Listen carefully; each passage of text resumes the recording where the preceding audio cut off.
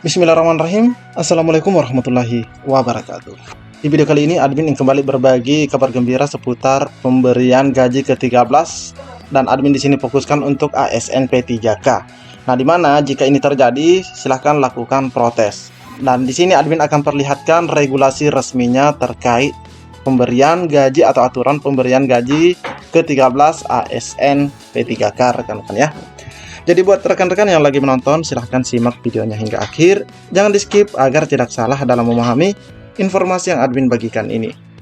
Terkhusus buat rekan-rekan yang baru saja menemukan channel ini, silahkan tekan tombol subscribe. Jangan lupa aktifkan lonceng notifikasinya agar rekan-rekan tidak ketinggalan dengan info-info terupdate setiap harinya dari channel ini. Jika sudah, admin ucapkan terima kasih, dan jika ada suara-suara berisik, abaikan saja. Oke, kita lanjut ke info intinya. Gaji ke-13 ASN 2022. Nah, ini 2022 rekan-rekan ya. Jadi itu yang perlu juga kita pahami, bahwa informasi yang admin bagikan di sini ini adalah aturan terbaru di 2022 sesuai dengan PMK 75. Nah, di sini admin merangkum yang penting-penting saja terkait gaji ke-13 ini, dan di mana di pasal 2 dikatakan bahwa pemerintah memberikan tunjangan hari raya dan gaji ke-13. Nah, untuk hari raya kan sendiri sudah lewat rekan-rekan ya. Gaji ke-13 tahun 2022 kepada aparatur negara.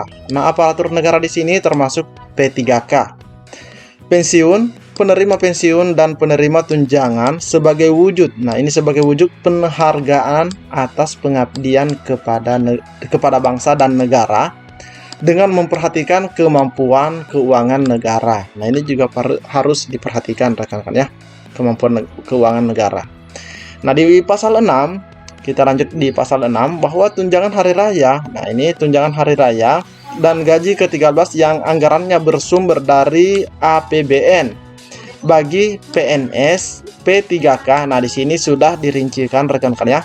Prajurit TNI ada beberapa di sini admin lihat. Yang pertama adalah gaji pokok. Jadi besaran untuk gaji ke-13 ini didasarkan pada gaji pokok. Tunjangan keluarga. Tunjangan keluarga itu tunjangan istri, tunjangan anak 1, tunjangan anak 2. Nah, kan begitu kalau dalam ASN rekan-rekan ya.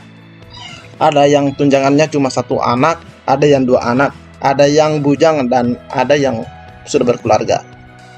Terus ada tunjangan pangan, tunjangan jabatan, tunjangan umum, dan yang di bagian E 50% tunjangan kinerja. Jadi rekan-rekan yang mendapatkan tuking atau tunjangan kinerja ada 50%, besarannya 50% dari situ. Misalnya 3 juta tunjangan kinerjanya, berarti gaji ke-13-nya itu adalah 1/2 dari situ rekan-rekan ya. Terus sesuai jabatan, pangkat, peringkat jabatan, atau kelas jabatannya. Nah, itu rekan-rekan ya aturannya. Dan selanjutnya kita lihat di pasal 10, bahwa tunjangan hari raya dan gaji ke-13 sebagaimana dimaksud pada pasal 2 tidak termasuk. Nah, ini belum termasuk insentif kinerja, insentif kerja. Jadi ini beda rekan-rekan ya, kinerja dan kerja. Terus tunjangan pengelolaan arsip statis, tunjangan bahaya, tunjangan risiko, tunjangan kompensasi atau tunjangan lain yang sejenis, tunjangan pengaman. Nah, di bagian F, tunjangan profesi. Nah, karena kita tahu banyak sekali sekarang guru-guru yang lolos menjadi ASN P3K dan mereka itu sudah sertifikasi rekan-rekan ya. Tunjangan profesi khusus guru dan dosen atau tunjangan kehormatan. Nah, jika yang mendapat tunjangan kehormatan sebelumnya. Terus tambahan penghasilan bagi guru PNS dan lain-lain. Nah, karena di sini sebenarnya masih ada beberapa ke bawah rekan-rekan ya. Namun admin cukup mengambil sampel sampai di sini saja karena sudah ada guru dan dosen yang mewakili di pasal 10 ini. Jadi apa yang ada di pasal 2 itu belum termasuk poin-poin ini rekan-rekan ya. Ini perlu juga dipahami mengenai gaji ke-13 tersebut. Nah, kita lanjut di pasal 12. Nah, di mana di pasal 12 ini kita lihat di ayat 1, gaji ke-13 sebagaimana dimaksud pada pasal 2 dibayarkan paling cepat pada bulan Juli, dibayarkan paling cepat di bulan Juli. Terus di ayat kedua, dalam hal gaji ke-13 sebagaimana dimaksud pada ayat 1 belum dapat dibayarkan Gaji ke-13, nah ini gaji ke-13 dapat dibayarkan setelah bulan Juli. Nah, beberapa informasi yang pernah admin bagikan di video ini juga atau di channel ini, sudah banyak rekan-rekan kita yang menerima SK dan SPMT-nya itu di bulan Juni sampai di bulan Juni nanti rekan-rekan ya. Sedangkan untuk pencairan gaji ke-13 ini dikatakan bahwa paling lambat bulan Juli. Bahkan bisa dibayarkan setelahnya. Ya bisa saja di Agustus, September atau Oktober.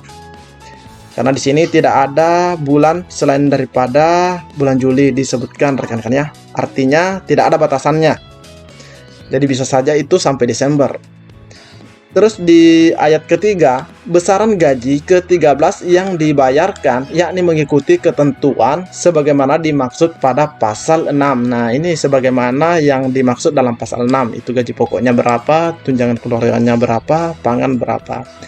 Dengan pasal 9, jadi disesuaikan dengan pasal 6 dan pasal 9. Nah, ini rekan-rekan juga admin di sini sedikit menginformasikan bahwa di pasal 9 juga ada beberapa tunjangan, namun itu tidak termasuk guru sepertinya, seperti tunjangan veteran, tunjangan kehormatan anggota Komite Nasional Indonesia Pusat, tunjangan penghargaan perintis pergerakan kebangsaan atau kemerdekaan, dan lain-lain rekan-rekan ya. Dengan didasarkan komponen penghasilan yang komponen penghasilan yang dibayarkan pada bulan Juni. Ini pada bulan Juni tahun 2022. Jadi didasarkan pada komponen penghasilan yang dibayarkan di bulan Juni atau bulan depan, rekan-rekan ya, di tahun 2022. Selanjutnya di pasal 13. Nah, di pasal 13, tunjangan hari raya dan gaji ke-13 sebagaimana dimaksud dalam pasal 2 tidak dikenakan potongan iuran. Nah, ini rekan-rekan ya, tidak dikenakan potongan iuran dan atau potongan lain berdasarkan ketentuan peraturan perundang-undangan. Jadi tidak ada istilah potongan iuran, rekan-rekan ya, iuran atau potongan lain.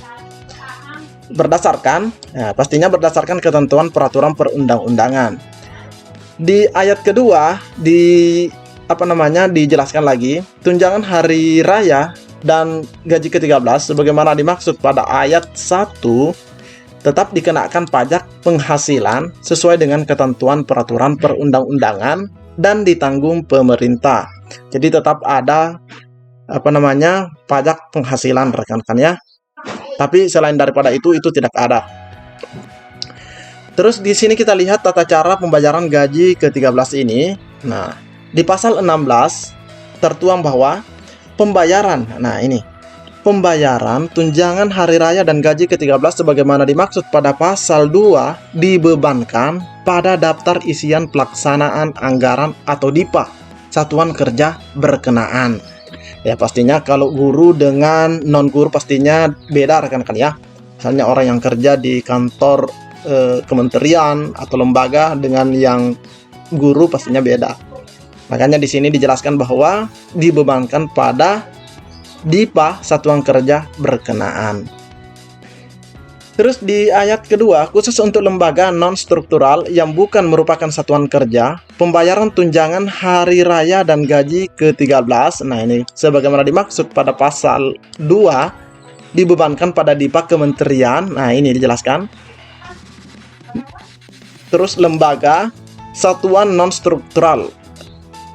Jadi inilah aturan atau tata cara tentang pembayaran gaji ke-13 rekan-rekan ya. Tentang gaji ke-13 untuk ASN P3K. Mungkin cukup sampai di sini informasi yang dapat admin bagikan. Lebih dan kurangnya mohon dimaafkan. Assalamualaikum warahmatullahi wabarakatuh.